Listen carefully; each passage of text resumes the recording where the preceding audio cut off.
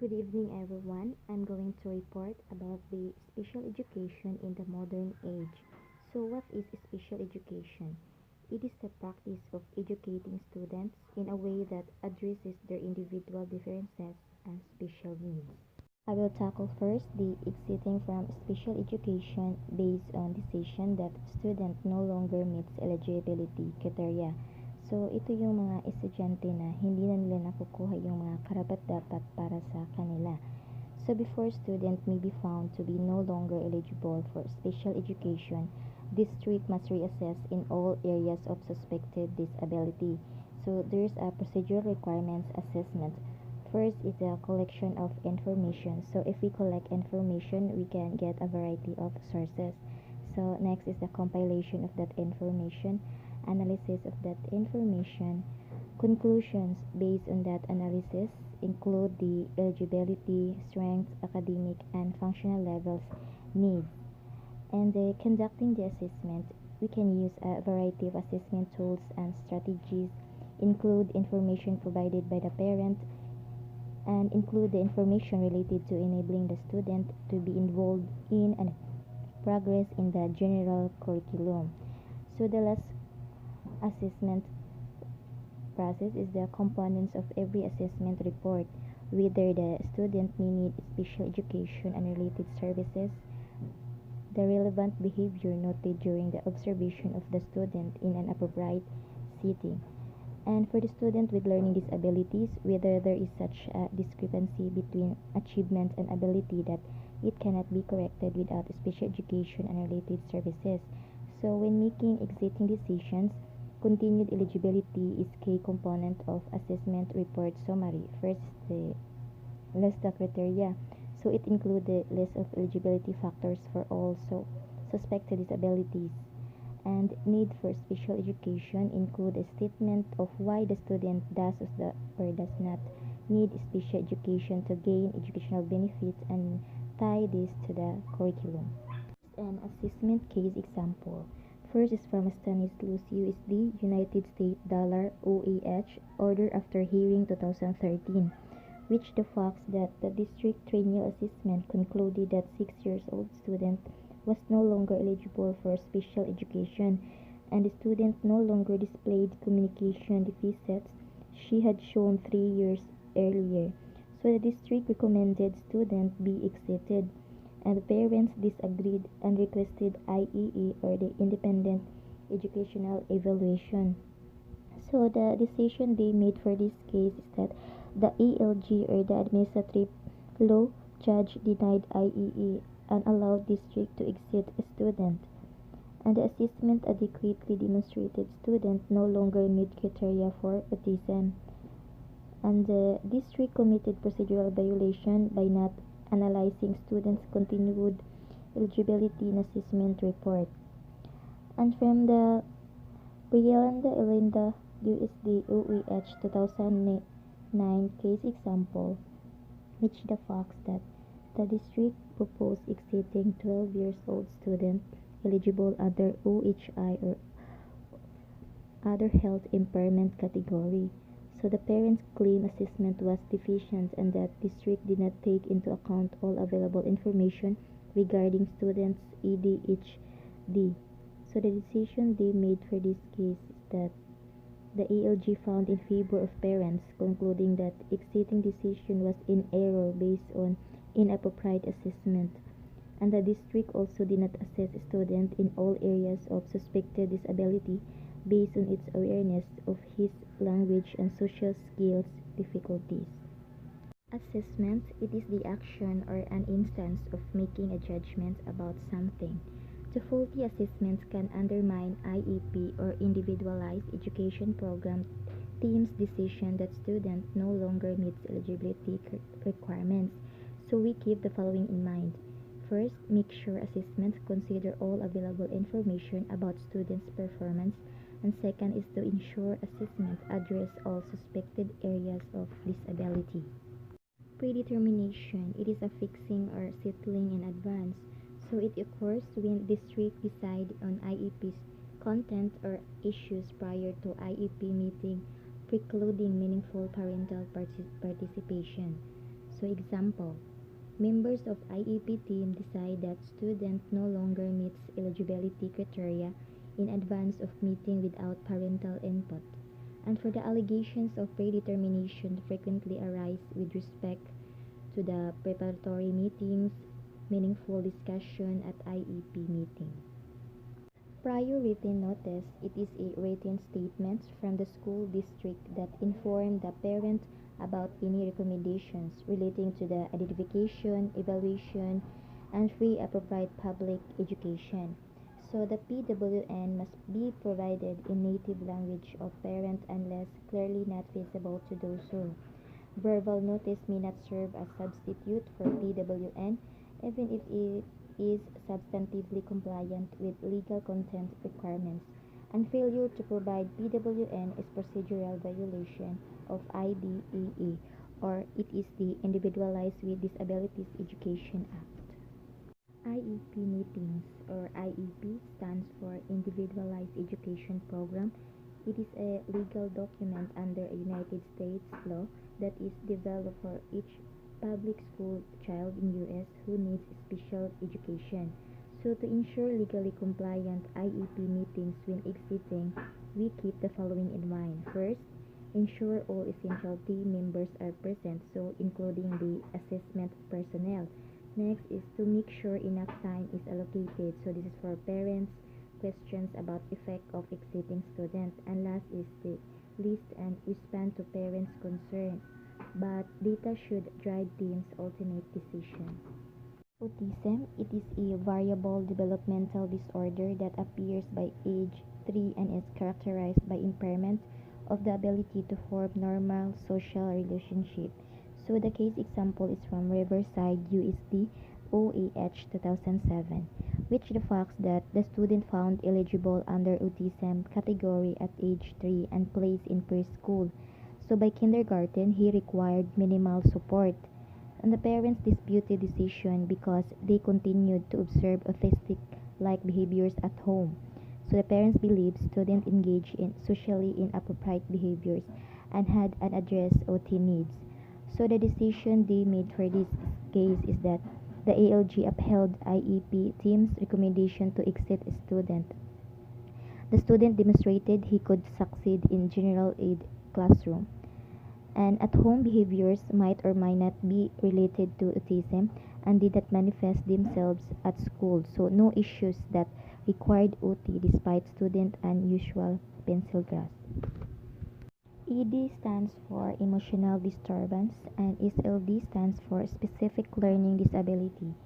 So this case example is from South Pasadena USD OAH 2011, which the facts that the district found student eligible under ED category later other secondary category of SLD. So the following triennial assessment after student had moved on to middle school. The district recommended exit from special aid based on her considerable academic progress and appropriate peer interaction. So the parents believe student would fall behind if she no longer received counseling and speech or language services. So the decision they made for this case is that the ALG upheld IEP teams finding that student no longer meet ED or SLD criteria. Although shy, no evidence of pervasive mood of unhappiness or depression, interacted well with peers and teachers, made friends, and made good academic progress without need for support, so no discrepancy between cognitive ability and academic performance. OHI stands for Other Health Impairment, means having limited strength, vitality, or alertness. Example, asthma, diabetes, epilepsy, which adversely affects a child's educational performance. So the case example is from the Baldwin Park USD OEH 2010, which reflects that district originally found 12 years old student eligible as OHI based upon review of doctor's prescription documenting diagnosis of ADHD, and it offered behavior support services and one-to-one aid. So the team recommended exit from special aid and offered behavior support contract to be implemented by general aid teachers. So the decision they made for this case is that the ALG confirmed exiting decision. The behavior aid was only minimally interacting with students, and general ed teachers were providing redirection when needed. So the parents' IEE was not credible because assessor had no knowledge of in-class behaviors or academic performance. SLI stands for Specific Language Impairment.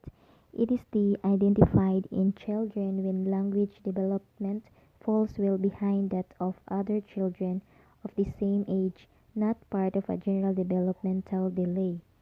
So the case example is from Palo Alto USD OEH 2015, which the facts that students' genetic disorder resulted in misalignment of jaw, making production of certain sounds difficult, found eligible in preschool under SLI category based on articulation disorder.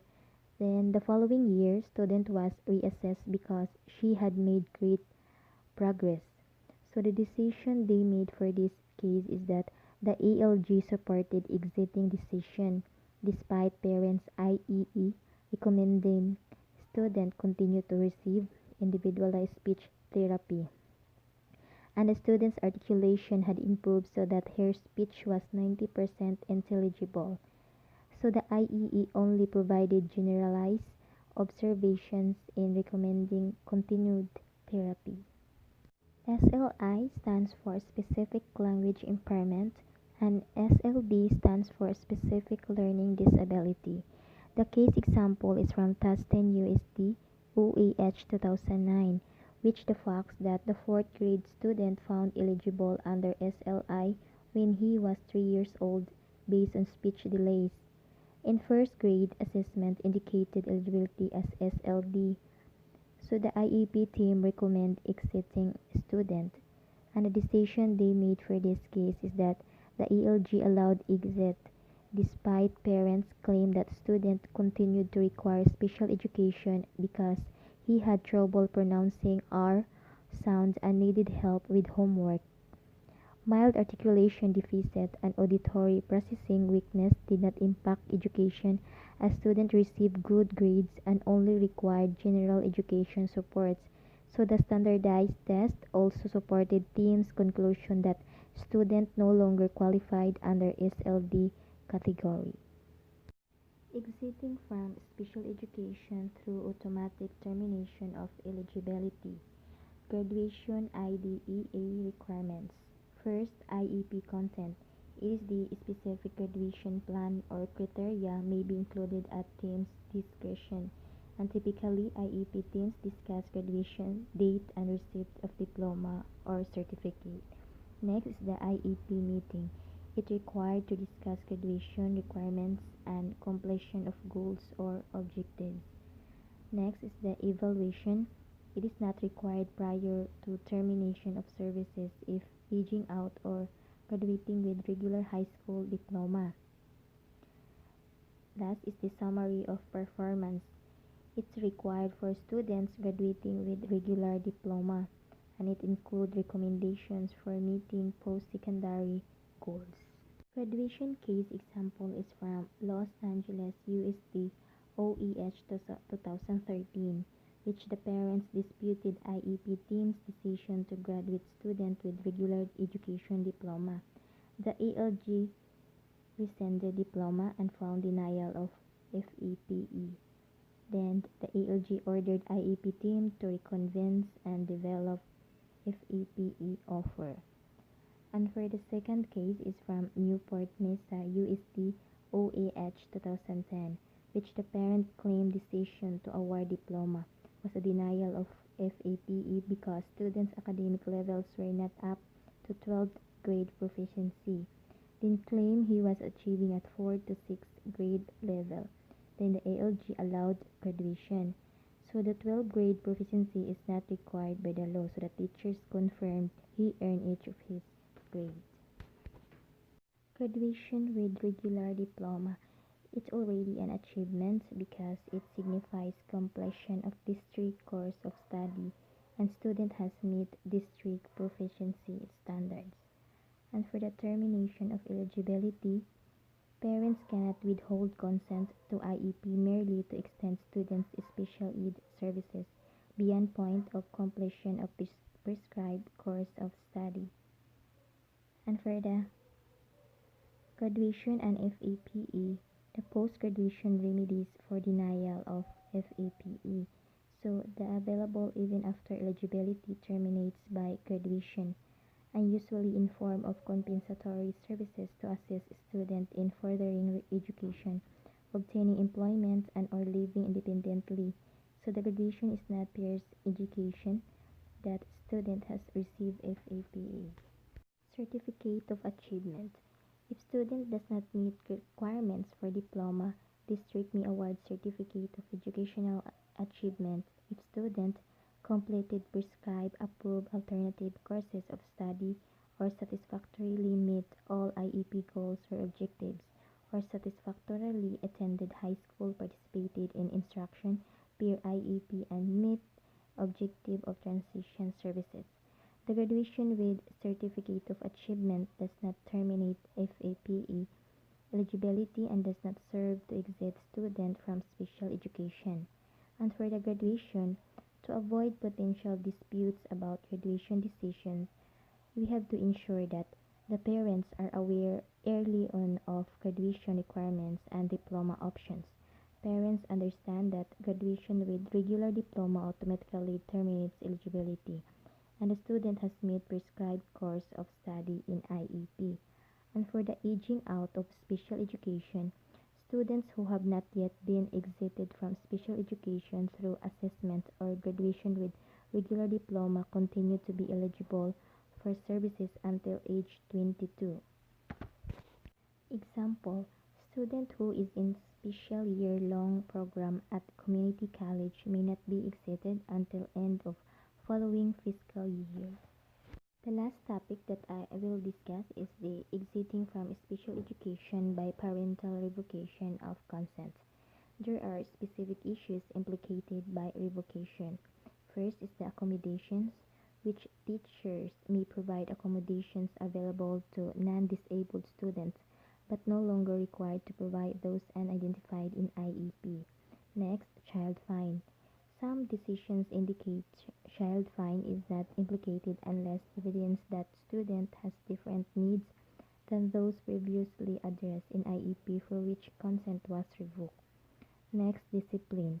Student may be disciplined as general education student and is not entitled to IDEA protections. Next, education records. District is not required to amend records to remove reference to student previous receipt of special education. Next, placement. District may place student in any classroom where it places other general education students. Last issues is subsequent evaluation request. If parents subsequently ask that student be re-enrolled in special education, district must treat request as request for initial evaluation. Revocation of consent. Revocation, ito yung pagbawi. So we take the following actions upon receiving a parental revocation of consent. First, provide PWN promptly upon receipt. Second, discontinue services a reasonable time after providing PWN. And last is detailed consequences of revocation in PWN. Specifically that student will no longer receive special education of any kind and the student will no longer have IDEA disciplinary protections. We have the takeaways or bear in mind that exiting decisions require appropriate assessments, procedural compliance, knowledge of eligibility standards, and collaboration with parents is essential throughout exiting decision-making process.